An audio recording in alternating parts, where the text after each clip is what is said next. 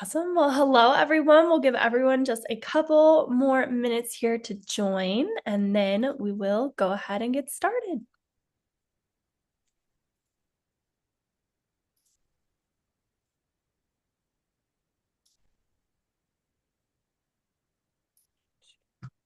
Okay.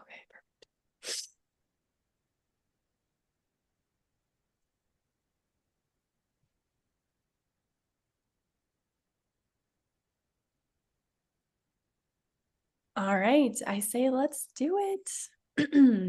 Okay. Well, everyone, thank you so much for joining us today. My name is Taylor Haas, and I am president and managing broker of Colorado Realty and Property Management.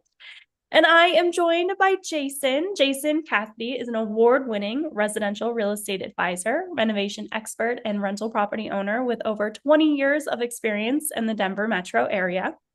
He specializes in helping property owners evaluate performance and make informed decisions aligned with their long-term financial goals. Through Sunstone Real Estate Services, Jason provides practical, data-driven insights to help clients navigate changing market cycles with confidence. He was also previously a part of the Colorado Realty and Property Management team and even served on our leadership team for 8 years. So, in today's section, we are going to be focusing on how strong is your rental property in 2026. If you joined us last time, we talked more about kind of current housing trends across the Colorado Front Range. And so we're excited for part 2 today. So, with that being said, Jason, I will hand it on over to you. Thanks, Taylor. Certainly appreciate the great introduction and good afternoon to almost all of you. And I hope you're all well at the time that you tune into this webinar. Thank you for joining. I look forward to presenting some information that I hope is helpful for you on your journey as a landlord. Wherever that began and wherever that may end is different for each and every one of us, but some of the tools and tips of the trade are things that Taylor and I have picked up over the years, and sharing it is one of the best things that we can do to help others. And living here in Colorado for the last 34 years almost, there's quite a bit of information I'm happy to share aside from this webinar when it comes to market conditions or specifics related to your properties. But today's goal is to get through and get a better comprehensive understanding of where we are at with our rental properties. We all come from a different place, different timing, different goals. There's a very individualistic approach that we take for these things, but today the goal is to define and better understand what really is a strong rental property in the Denver metro market. So I'm going to share my screen with you and we'll get started. And feel free to put any information in the chat. Taylor will be keeping an eye on that as I speak, and I'm happy to answer questions as we go. I think we can stay on track and talk a little bit while we're doing this. So let's have some fun.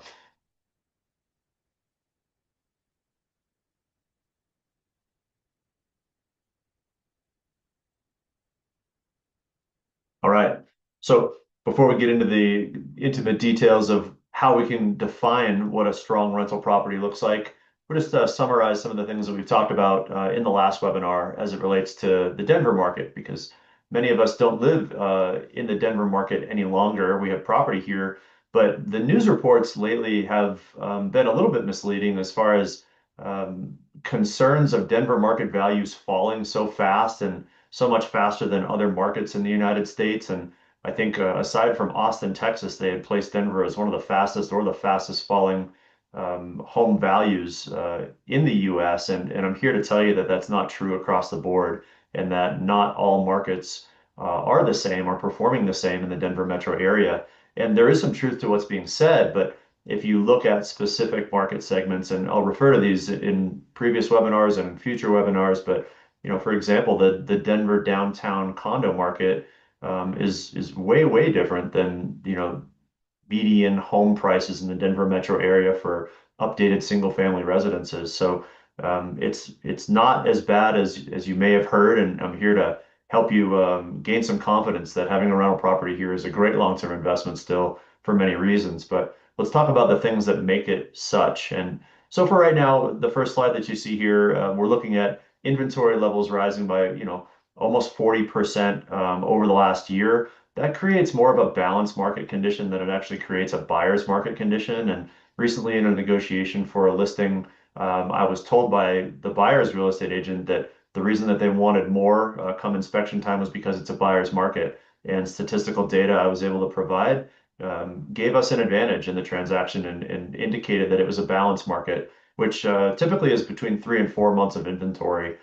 So these inventory increases that we see kind of create more balanced conditions that we saw back all the way back in 2017 to 2019. So don't let that number, intimidate you if you're thinking about, adding your property to the inventory in the Denver metro area for sale.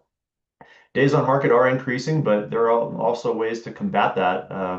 Most recently, the most recent listing that we did, we had a property under contract in 11 days because it was fully updated. It was in a great sweet spot for median income in the Denver metro area. So I can tell you that these numbers aren't hard numbers and they're very property specific. Price growth is flattening. I think that is kind of a universal truth in the Denver market. 2.1% would be optimistic for some folks, and we've seen negative numbers over the last 24 months in certain segments as well. So considering that things are kind of flat as the average is a safe way to say it right now. Seller concessions are a very, very consistent thing that we've seen. Most offers accompany a seller concession request of some kind.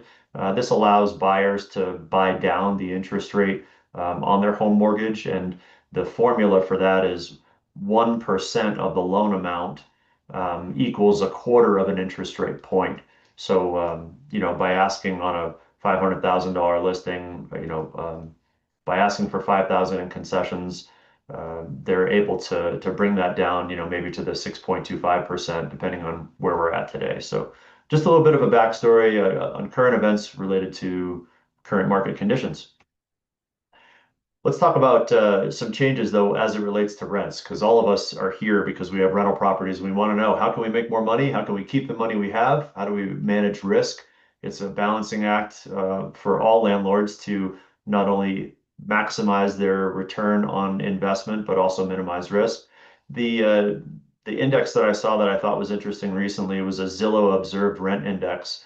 The red line shows single family rental rates over the period of the last 11 years. The blue line represents condo and townhomes and multifamily properties over that same period of time. And we're seeing a growing variance between the two. A lot of it is, changes that happened after COVID, work from home environments, people's desire to live more in the outskirts of the city instead of city central. And some of those things will change again in recent years as we get into a new Broncos stadium and redevelopment of Elitch's and Kroenke sports redevelopment projects. Maybe we'll bring people back to the city in time. But right now, we're seeing a really, really strong push for single family rentals, and the numbers are pretty different. Looking at a 37% increase since 2020 on rental rates compared to only 16% for condo and townhomes over that same period of time. That variance in another graph is a 71% variance over that period of time and continues to be growing. So condo owners, not all is lost. A long-term hold policy could work out really well. We'll talk about some reasons to keep with what you have or to identify some things that may make you think maybe it is better to get into a single family home as a rental property, the way that the market's going and the way that people's lifestyle habits have changed. Some of the things that we're going to identify as far as what I would call pressure points as landlords these days are highlighted in this slide. Insurance premiums have kind of snuck up on many of us, rising over 40% in just a 2-year period due to some of the natural risks that insurance companies feel Colorado properties have. I know that since 2022, labor maintenance costs for services for our investment properties have increased to the tune of nearly 30%. Legal changes has been one that Colorado Realty and Property Management has done a great job of keeping on top of. I know that Samantha has been a great advocate at CRPM, done such a great job on keeping up with these changes. I know that those reports come in constantly to the team, and between the pricing regulations, the restrictions, the definitions of wear and tear versus damages, eviction laws, warranty of habitability laws, there's a reason that this is at the center of the slide because it really has impacted change as landlords. And it's the reason that it drove some people out of places like, rental property owners in Oregon and in California came to Colorado years ago because they wanted to see things a little bit more favorable for landlords. And we've seen changes that aren't necessarily landlord favored changes in recent legislation. A big one today that we're going to talk to for multifamily properties and for some single family home properties is HOA risk. And another one, of course, is vacancy and turnover costs. How do we reduce these in a market where it seems like these things are growing concern? As far as costs, since 2022, when we were all super happy about market conditions and properties are flying off the shelves and appreciation was a guarantee, it seemed, things have changed since then. And some of the factors that we're facing now really stem a lot from inflation because repair costs are much higher. The cost to get goods and services, to get good people out to the properties, to get them serviced has grown a lot. And labor shortages have a lot to do with that. The workforce in Colorado has driven costs up to be more competitive with one another.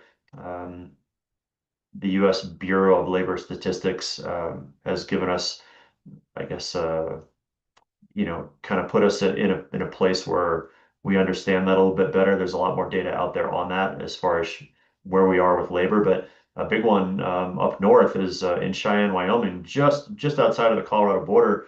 The data center construction market up there is increasing workforce by 5,600 workers to the point where they're actually creating a possible moratorium. And so, if you own property up there just north of Fort Collins and Wellington, that area, it's a very interesting time to be watching the news about what's happening with data center construction and labor force just north of the Colorado border. Insurance risks, wildfires, hailstorms, things of that nature have just increased our costs, and that's just a new reality. So you want to be calculating that in when you're looking at your rate of returns on your properties. And some of the more desirable places to live in the Denver metro area are surrounded by parks and things that, developers can't replicate on the outskirts of our city. And the trade-off for that is homes in these areas are older and they come with older infrastructure. They come with above ground, power lines and certain things that make it a little bit more challenging for us as landlords to keep properties in a great condition. We want to take note of that. It's especially important to be keeping track of the infrastructure that your property needs to stay in top form, not only for the life cycle and making sure that tenants can stay in there, but also when it comes time to sell the property, you want to be sure that damage hasn't been caused or neglect hasn't caused a change in value due to some of the things that nature in Colorado can affect. So we won't go down a huge rabbit hole here on things that impact value to a negative stance, but a lot of what I'm presenting in this webinar are ways for you to identify your risks because they directly relate to having a profitable investment. So licensing is another one in the Denver metro area since 2024. Not only are there licensing requirements, but there are also inspection requirements that need to be passed in order for you to have rental housing in Denver specifically. Um, this one's a pretty staggering number as far as the amount of new apartment supply, what I call cranes in the sky. It seemed like COVID didn't really slow down the growth and development that was already underway. And right now, we are leading the United States of America in rental concessions. CRPM knows how to manage this as best that they can, but with the free rent, gift cards, concessions, lower security deposits, people who own properties that compete with this apartment inventory or that are nearby new apartment inventory, you need to take note of that and need to start making plans either for the right type of improvements in their properties in the future or be looking at that investment as maybe it's not the same investment that it was when I purchased it years ago. Legal trends, there's a variety of different ones that have changed in the last few years, but warranty of habitability is a big one as far as under what terms you can end a lease and prepare to sell or prepare to reoccupy your property. Notices have longer timelines, and so a lot of planning in preparation is important these days to make sure that you're able to do what you want to do with your property when it does come time to make a change. Security deposits I mentioned at the beginning, wear and tear now for carpet can't exceed 10 years. That's just one example of how wear and tear is defined. Usually after a rental properties have the same carpet after 10 years, it's well past due anyways. That's a personal opinion for me for my rental properties. But we have to be very well aware of what the law allows, so that we're treating everyone fairly when it comes time for security deposit dispositions. As far as insurance costs, a couple more statistics here. 42% is the number between 2020 and 2023 as the average premiums have increased. And the HO6 policy is the policy that most of us have for our properties. I wanted to talk about that just for a moment because for properties that have an HOA, one of the supplemental riders that go along with an HO6 policy is called risk, excuse me, yeah, loss assessment coverage. Loss assessment coverage is a way that in a covered loss, not just a planned budgetary loss, but a covered loss like a wind or a hailstorm or damage caused to a property that was unforeseen, loss assessment coverage has been one of the best tools for a small amount of money on an insurance policy that will, reimburse landlords in the event that there was a covered loss in that community. So if you're talking to your insurance agent, ask about that rider on your HO6 policy. Many of us are unaware of the actual costs until it's time to, make a repair or schedule some maintenance at one of our properties. I'm always curious how much things cost and what a reasonable cost is. There's a lot of ways to get more information on that, but I just thought I'd list a few of them that are more common in 2026. If you don't have your downspouts, for example, 4 feet away from the foundation and you get large rainstorms after periods of drought, foundation repair could be in a landlord's future, and it could be really, really expensive to fix that kind of damage. So, being aware of just the maintenance that goes along with a single family home and keeping the downspouts 4 feet away and keeping watershed away from the property foundation is a huge cost savings compared to foundation repair.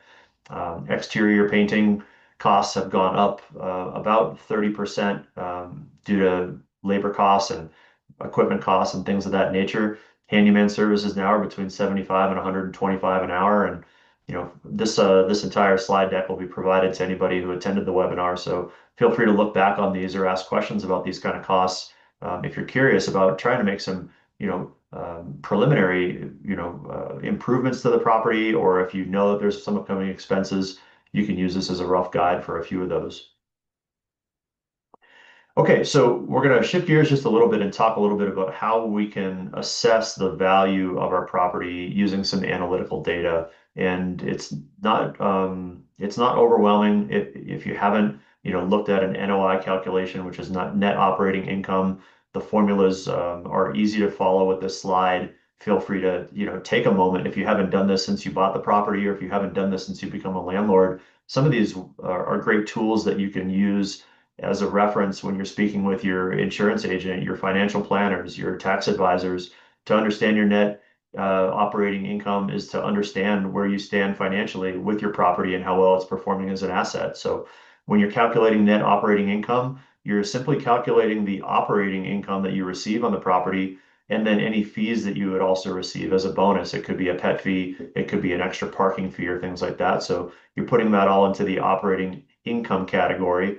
And then you're deducting operating expenses such as the, property taxes, management fees, repairs and maintenance for the year, utilities if they're paid for by you as the landlord, or things like lawn care, ancillary costs. And you're going to create a total operating expenses line item there as well. What's not included in net operating income is the mortgage service, income tax related costs, depreciation costs, or insurance on the property. But once you take those two groups, you create your net operating income, which you can use to do other calculations for your property. So this is the first one. The second one is a cash flow calculation. This one's for a residential condo. And so we're taking that operating income, reducing the operating expenses, creating that net operating income, and then we're subtracting out our debt service. So anything that's related to a monthly ongoing payment that needs to be paid, mortgage payments most commonly. Once you've taken your operating income and deducted the operating expenses, and then subtracting your debt service, you're looking at monthly cash flow, which is a number that we're probably all pretty familiar with. But it's important to analyze that and take a look at that on a monthly basis. I know that we probably all do, but this is one more step in understanding I guess, the benefits of being a landlord in the monthly cash flow. Capitalization rate calculations are very common in commercial real estate assessments, but they can be used very quickly and easily by residential real estate agents and by investors to determine if the purchase of a property or a property that you have, you can run this calculation on really quickly and see how your number as a capitalization rate compares to what the market bears. So 6, 7 years ago, a capitalization rate in Denver metro area was people were looking for a 5.5% or so return as a capitalization rate. And I think that that's shrunken all the way down to about 3 to 3.5% because of the cost of borrowing money at this point in time. Most people want to get in at a 25% down payment. And, it's just really hard. You have to put a lot more money down these days to make the property cash flow and see a capitalization rate as high as 6% in Denver. We just haven't seen that in several years. But there are other markets in the United States where you can get closer to that number.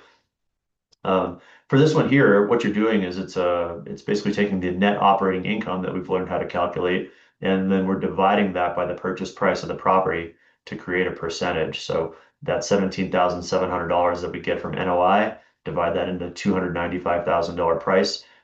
If estimate what the price of the property is that you own now, then you could pretty quickly come up with a capitalization rate. And if you're seeing numbers, from when you purchased it at 5, 6%, you're doing pretty well. And if you're looking at an asset, looking to purchase something now, and you're seeing numbers that are 3.5%, you're looking at what's the average in the Denver metro area, I would say.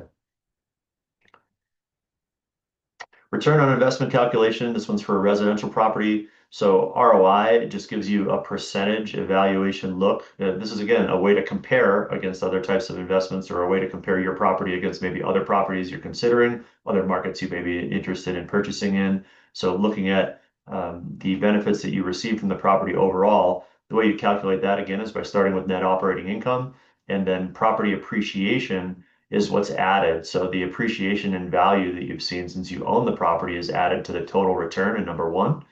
And then total for number two is a total of cash that you've invested. So the down payment that you put in at the time, the closing costs would be on your settlement statement.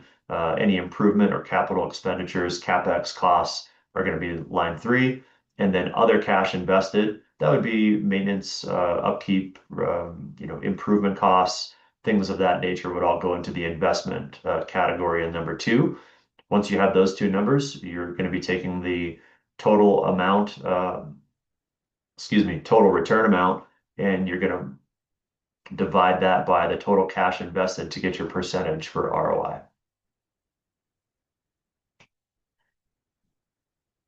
If you have time to do those things, you can start to look at things analytically from a numbers perspective. But if we want to look at this more holistically through the rest of the presentation today, we'll just talk about, I guess, facets and different ways to, I guess, evaluate whether this asset is still performing at the same level. So kind of a hold versus sell framework is what I call this one.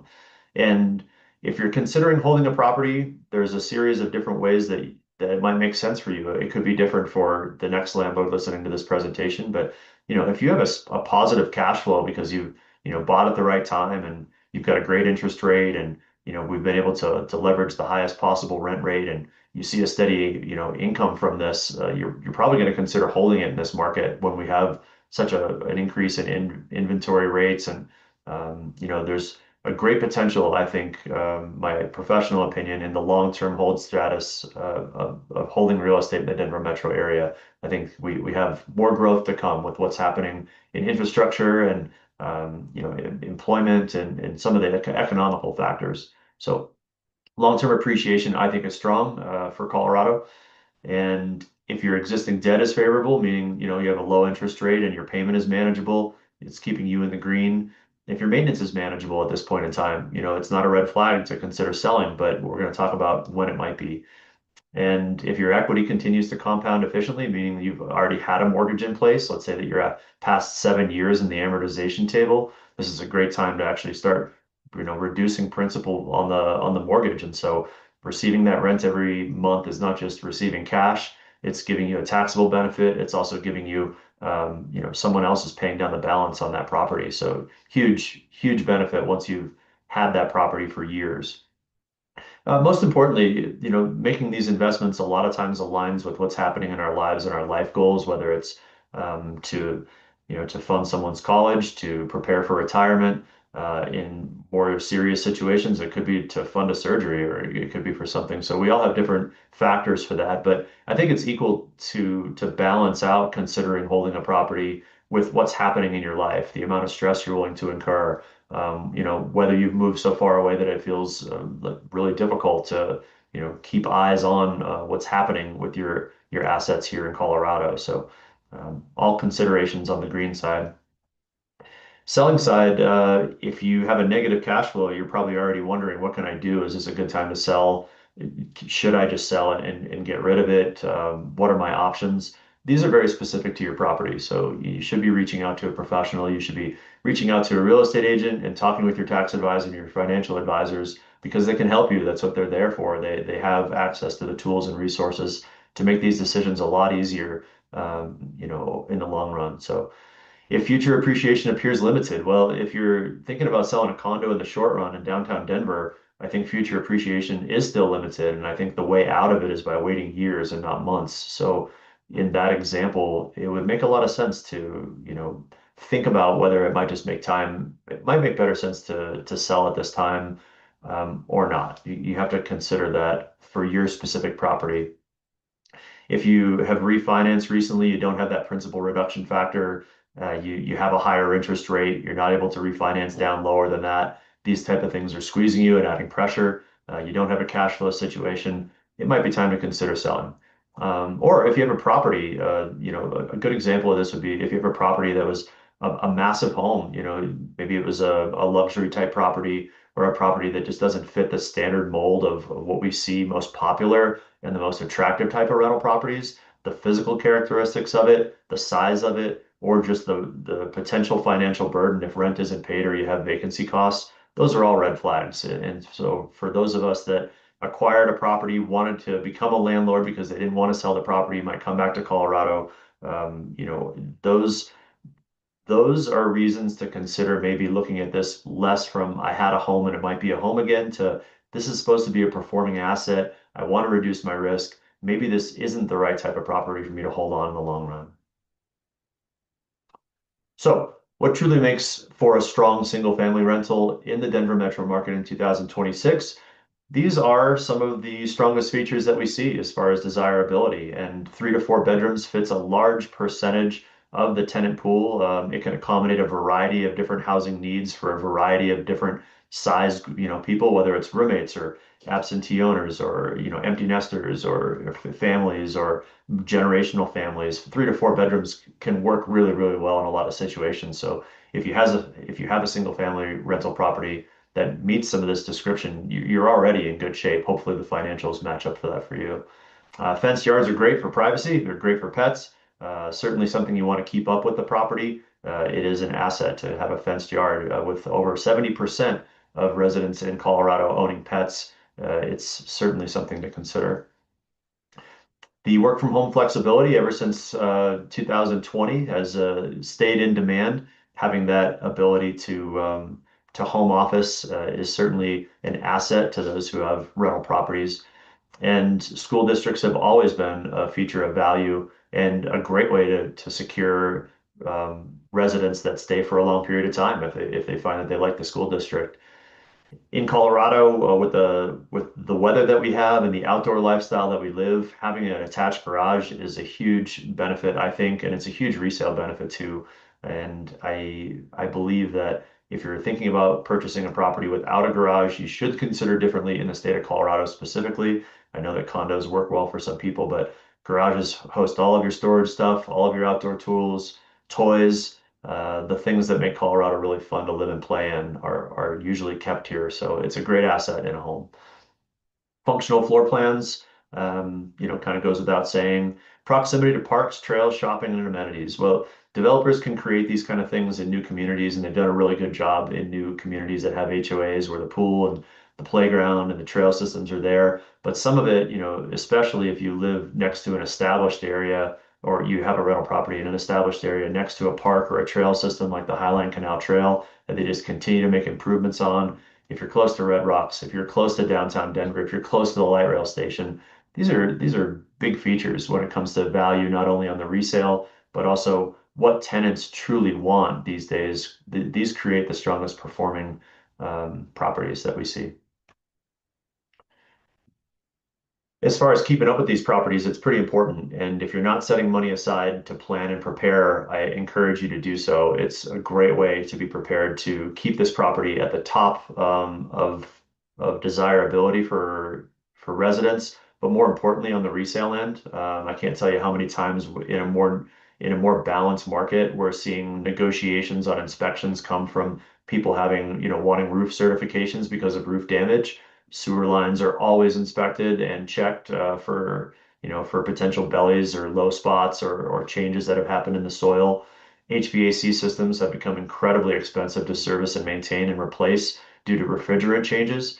Low maintenance exteriors are very, very valuable. So if you have, vinyl siding, it's less expensive to put that on there, but hailstorms can literally take that out. So if you're thinking about making a change to your exterior, think about the things that actually add value to the property, and that's a big one. Nobody is prepared to re-side their house, and nobody gets real excited about it either. When you have your friends over and you've just bought a new house, they're usually more interested in telling you about the interior changes than come check out this new stucco on the outside of my place. So having a property that's already been maintained on the exterior is really valuable. It protects your investment, just like the updated windows from a quiet standpoint, from an insulation standpoint, and the four seasons that we have. It's a great investment in the long term in your property. And landscaping, especially this year, we don't have the water supply that we've had in recent years. If you're looking at your property and you're wondering if you're going to be able to keep up with the landscaping or if the drought is going to cause damage, this is a great year to think about ways to xeriscape, to add tolerant plants and things. And so your landscaping plan typically is to minimize in recent years and not add grass. I think Taylor could probably speak to that. These are all a result of labor costs, insurance costs, material costs, compliance costs. That's the reason that having these systems updated and in place is valuable to your single family rental. If you have a home that was built 50 years ago and it hasn't been kept up with some of these things, it's gonna show itself at one point in time. And the last time that you want to see that is when you have residents in the property because there's requirements to keep that warranty of habitability in check. And so deferred exterior paint can end up costing you a lot more in siding. Old sewer lines, it's really expensive to replace those versus just having them cleaned out on a regular basis. If you have tree roots or trees are planted in line with where a water, a sewer, or a gas line is on your home, be aware of those things. The roots will find their way into old clay systems. Retaining walls are a really expensive replacement too. So if you have a property that has a lot of retaining walls on it, servicing that, at least being aware of it or planning and budgeting to keep up with that is important as well from a drainage standpoint on your lot. Expansive soils and foundation risk is a real thing. Keep your downspouts 4 feet away from the foundation and make sure that you have what's called a positive slope, which slopes away from the foundation. If you have a property that's 50 years old, a lot of times the erosion has taken down the soil on that property and has brought negative slope, which can impact the foundation in just a matter of a couple of years. So have CRPM do an inspection and go out and check these things to make sure they're in good order for you, especially before winter hits. Hidden risks in Colorado. This is a newer topic, and real estate agents are going through more and more continuing education to educate buyers about metro districts because metro districts have been a common way for developers to reduce the cost of housing for people buying by deferring the cost of the infrastructure for those new developments in the form of metro district taxing. And unfortunately, metro district taxing does not have as much government oversight as it could or as it should at this point in time, and things can kind of operate similar to an HOA where fees can fluctuate. The debt that that taxpayers are typically paying down for that infrastructure can be refinanced, and sometimes it doesn't necessarily just go away. So it can have a direct implication on your cash flow. It can impact, the amount of money that you're paying not only for taxes and insurance, but metro districts and HOA fees. They all play into our cash flow position, and the mill levies change based on the county that you're in, your property is in. Um, some are run better than others. If you haven't looked at all in the way that your metro district operates, I certainly suggest taking a look into it further.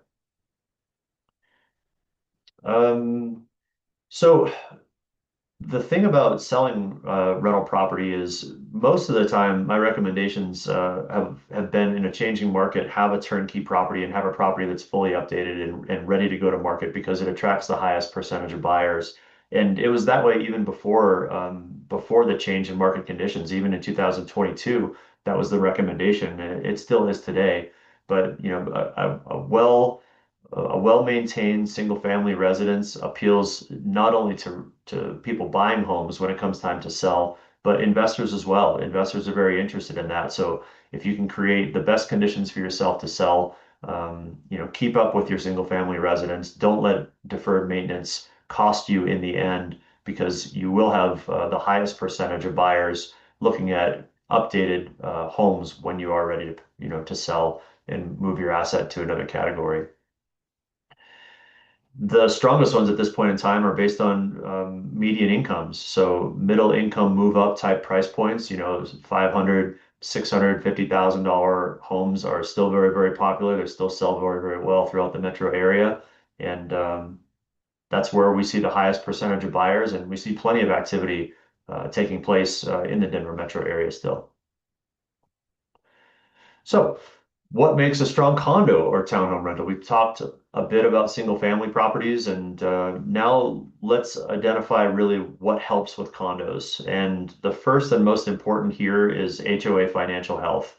And as an owner of townhouses myself and HOAs, I don't sit on the boards. I'm not interested in going line item by line item on every single thing every time I get an email when it comes to the budget or things like that. But I can tell you that it is increasingly valuable and extremely important to have an understanding of what's happening in a homeowners association, because at the time that everybody else may figure it out, because they haven't been paying attention, that's when I see properties go up for sale, and 12, properties in a community get listed the same year because people can't afford a special assessment that they could have been aware of ahead of time. So, we're not always able to make changes in our rental property situations when we have a lease in place. We have terms that we have to honor, things like that. It's not an instant thing where we can say it's time to sell. But what you can do is you can look into the future a little bit by looking at the health of your HOA. And the best tool for that is a reserve study. A reserve study is done and gives a timeline of a piece of real estate in the community. Usually it's a 30-year timeline. And so they're looking at the infrastructure of the siding and the roof and the pavement and retaining walls and the pool, and how much more time is left on the existing piece of that infrastructure before it needs to be replaced. A reserve study calculates all of that over a timeline, and budgets are built based on that, and assessments are built based on those two things. So by having a more recent reserve study and seeing how well the property in the community is funded, it'll give you a good indication of whether you might see a special assessment. Hopefully the people running that HOA and your board members are aware of keeping healthy reserves, keeping the HOA dues as consistent as possible so that your income is consistent as possible, and avoiding things like, changes to insurance. That was a recent one where the limits for deductibles were changed as a Colorado law. Um, that impacted the cost of HOA dues. Underfunding a reserve can have a big impact related to a special assessment. Deferred maintenance is something that can easily be prevented if everybody's paying attention. So, take a look at your HOA budget, take a look at your reserve study, find out through the meeting minutes most recently that the HOA provides to see what's being talked about. And that can give you a heads up approach on whether maybe next year is the right year to exit. We are 85% funded, phenomenal. I don't have to worry about that as much. It'll give you some insight to your property. Rental condo risks. One of the biggest ones that we talked about so far is probably competition. So A-class apartments that have new amenities, nice finishes, improvements, dog washing stations, the infrastructure surrounding them. It's in a great location. Those type of things can make it very, very competitive and very challenging. Flat rental growth, rising HOA costs are another aspect of this that can challenge us trying to make a profit when it comes to owning a rental condo. And I think the apartment inventory piece of it will change. And I think that, as people continue to move to Colorado, a lot of that inventory will be absorbed. But we're at a period of time right now where some communities more than others have a surplus of apartment inventory. And this is a time to buckle down and be prepared for that. If you're getting ready to turn a property or you just had someone move out, that you might have some competition that causes you to, have to make a change financially.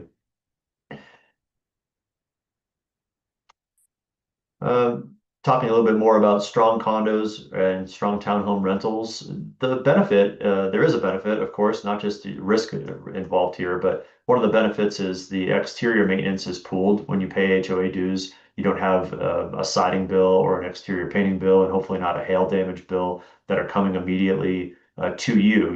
It's pooled between the entire community. It reduces costs. They can budget and prepare for it. It's not going to hit you as a single line item unless things have been mismanaged. So, it can be very, very positive also to have a condo or townhome as a rental for those reasons, especially for newer investors that, aren't ready to take on and, manage the scale of a single family property. When it comes to strong rental condos, a big part of this is the lifestyle. So the strongest attached rental condos offer something that apartments have a hard time replicating. A lot of times what this is green spaces, especially for pet owners, when you're able to walk outside of a townhome instead of come, 12 floors into a building, a little bit less of the urban density characteristics. Those are great features in established condo communities and established townhome communities. And location, also can really favor condo owners that are along the Highline Canal Trail, for example, or they've got a great view of the mountains that maybe a newer community doesn't have. So these things are probably the most popular features, access to shopping, walkability, coffee shops, things like that. Views have always been popular. People love a mountain view or a city view. Trail access, good school districts, and transportation are all the most favorable. Another aspect of this is again when it comes time when you are preparing to sell a condo, one of the things that can impact the sale is whether or not financing is available for buyers. The term that mortgage lenders use for this is whether a property is warrantable or not warrantable.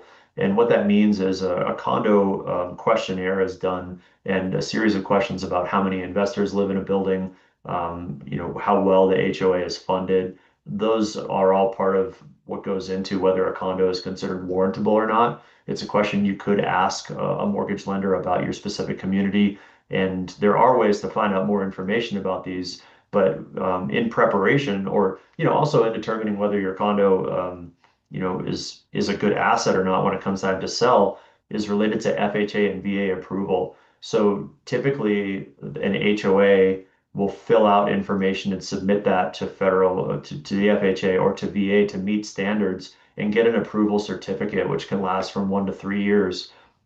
If your condo community or your townhome community is not FHA or VA approved, it may take a high percentage of buyers away from that property and could put you at risk of being able to sell the property. So there's an easy way to look that up. There's an FHA approval site, there's a VA approval site. You can look up your property by the community, by the zip code, and figure out whether or not it's an FHA or VA approved community.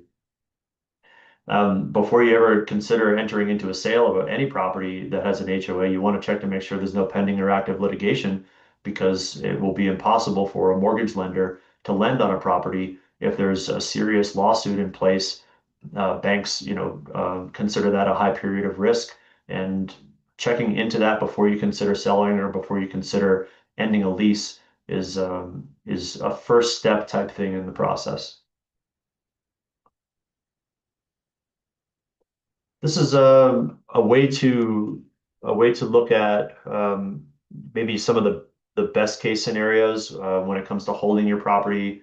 versus selling. And, we've talked a little bit about great locations, single family residences, yards, garages, and lifestyle appeals really do create a valuable rental property asset. Low maintenance townhomes are another one that I think are very desirable because they have the physical space that people want and the opportunity to work from home or be able to grow inside the home, have roommates, things of that nature. Locations always going to drive value. The same property in two different locations significantly impact value. Having a mortgage rate that's low, keeping that mortgage rate in place and staying with it, especially if you cash flow, just makes a lot of sense right now in a market where we're getting a lot more inventory. And ways to reduce risk is looking at your HOA after this webinar and saying, well, we're not well funded. Our reserve study hasn't been done in 5 years. I see that a special assessment is possible. The things they're talking about in the meeting minutes don't favor the current HOA dues that we're paying. It's probably likely they're going to go up. There's a lot of deferred maintenance that isn't accounted for in the budget. Those are definitely red flags, ways that you can start thinking about how to reposition yourself for another asset. And if you have a single family property and you're not putting some money aside, you should be. You should always be putting some money aside for some type of an infrastructure change or an improvement to the property. It doesn't always have to be because it's necessary. Doing these things preventatively and preparing to keep your property in the best condition. We'll talk about the value of that. Weak cash flow is definitely a red flag at this point in time. And if you have a lot of debt against the property, it can create a lot of stress in your life. I don't know if this is the time to kind of weather that storm. We have to look at each of these properties individually to determine if that makes sense. If you have a lot of equity trapped in your property, you might be asking yourself, well, can this money, perform better in other markets, in another type of property? Should I diversify my portfolio? Should I do a 1031 exchange? There's ways that you can continue to be a landlord and continue to make money in the real estate market in Colorado, maybe not with the asset you have today. If you've evaluated, after the webinar that this may not be a high performing asset for you now or in the near future, and you have equity, you've got a lot of options. There are some great ways to, defer capital gains tax at this point in time using 1031 exchanges. Be creative with your next property selection. Take an older home and move it into a newer home that has a much, much lower maintenance schedule, which can help you on a cash on cash basis. So there's different ways there to consider the risk that's associated with being a landlord. I created a tool here at the end of our webinar, and this is for one at home. It's a little bit of homework if you want to do it. It's kind of a self-risk assessment. One is for condos and townhomes. One of them is for single-family properties. The goal of this is to have the lowest score possible, and the factors working against landlords are what raises the score. So cash flow being, one of the biggest ones here. If you got a condo or a townhome and you're in a negative or thinning cash flow, and you're, trying to figure out how much longer you can endure that, maybe it comes as a tax benefit for you, but it's certainly not a normal way of operation for landlords to be at a negative cash flow every month due to, new costs, HOA dues, insurance, et cetera. So, it's the score is going to go much higher if you're dealing with that situation. But as you look down the list, these are the things that we've kind of reviewed today is cash flow, HOA financial health, whether or not you have a low rental demand. If it's hard for your property to rent on a continual basis, the times that it's turned, or if it turns a lot more than normal, CRPM is going to let you know and give you kind of a better indication that, this isn't performing according to the normal standards. Taylor and I talked before the webinar a little bit about it, and I think days on market average for single family properties are at 18 days, which is probably outperforming the averages in Denver CRPM. That's a great number for CRPM to provide to us as landlords. Condos in comparison, so 18 for single family homes, 49 days on market for condos. So it's a changing market for condo and townhome owners for sure. So take a look at your scores after this and figure out whether you're in a watched category, you're in a reposition. Maybe it's time to consider a sale in the future. You can start doing things to position your lease. You can start doing things to the property. And if you have a low score, great. You're in perfect shape. And this is a really quick way to take temperature on your investment. And we have one for single family rentals also. So at the end of the webinar, feel free to start adding these up. Hopefully you're in the green, but you're looking at a different subset here, age-related maintenance on single families. Metro districts plays into it in some cases. your cash flow is always the number one in this case. So hopefully those slides earlier help with that a little bit, understanding your cash flow position or how your investment stacks up to other ones that you may have in your portfolio. It takes us to the end of the time period that we have today. It allows us time for questions. What I will say is that another thing facing condo and townhome owners is that competition with apartment buildings, and it's the same for single family property owners as well. But what I would say is one of the things that's helped me as a landlord has always been keeping my properties up into an updated condition. It's given me the ability to increase the rents whenever I make improvements to properties. And by increasing the rent, it's essentially paying for the improvements that I've made to the properties over time. But it serves me in more ways than one. It's also served me from a tax standpoint because now I have capital expenses that can offset the income that I'm making. Those are also coming back to me when I sell the property as capital expenses, so they reduce my basis for capital gains tax. And they also increase the percentage of residents that want to live in my property. So instead of having a property where I'm just trying to find somebody who wants to pay the lowest rent possible in that location, most of the times I'm finding residents that want to pay a little bit more, that are well qualified, and that they want to live in a nice property and keep it nice. So it's served me well as a landlord to operate under that philosophy, something for you to consider as a landlord. And it kind of moves us into the next segment of the webinar series that we're doing, which is what happens if you're not able to sell your property right now, or it doesn't make sense to sell your property right now. You've been hoping to hang on to it. Maybe you're going to pass it along in a trust, through your estate. So how can I manage this situation better and keep what I have is probably the situation that many of us are in. We're not ready to sell yet. And making improvements to the property to compete with the apartment inventory is a great way to do it. And I think the first step is evaluating your property and understanding what the best return on those type of improvements is from a rental standpoint and from a resale standpoint, because you're doing both at the time that you improve a property. You're also setting yourself up to reduce risk a little bit. And the way that you're setting up to reduce risk in that situation is you're if you have to sell a property and it's tenant occupied, for example, and sometimes somebody needs a heart surgery. I've had actual examples like this, or things change suddenly in life. If that's the case, if your property is updated, you're getting a great rent rate, and you haven't let the rent slide over years just to be nice, you're in a much better position to sell that asset when you need to. And if someone's purchasing it based on qualified income and the rent's $400 lower than it could be, and the property has deferred maintenance that somebody else is not going to be ready to pick up the bill on, as a landlord, those are things that could hurt you in the future, and that you can easily protect against, and have an offset in your taxable income, and be in a better position to attract more buyers and investors when the time comes and the market does change. So the next webinar is going to focus a lot more on what improvements make the most sense for rental properties. And this will be probably drawn out in between two categories for the multifamily properties, condos, townhomes, and single family properties, so that you're not overspending, you're not over improving. These are practical examples that we'll dive into on the next webinar. I want to thank you for attending. I want to thank you, for being CRPM, faithful like I am, and I'm happy to answer a couple of questions if I've generated any during our webinar today. It was that good. There's not a single I question. lulled you all to sleep. All right. Well, that's okay. Hopefully this was somewhat helpful for you either now or in the future. Feel free to get a copy of this webinar through CRPM. A copy of the slide deck will be available as well. Awesome. Yes, we'll send that out shortly. Of course, Jason has his contact info there. Feel free to reach out to him. If you need me to, I'm happy to make the introduction between Jason and you as well. So just let us know how we can help. Thank you so much. Have a great rest of your day. Thank you.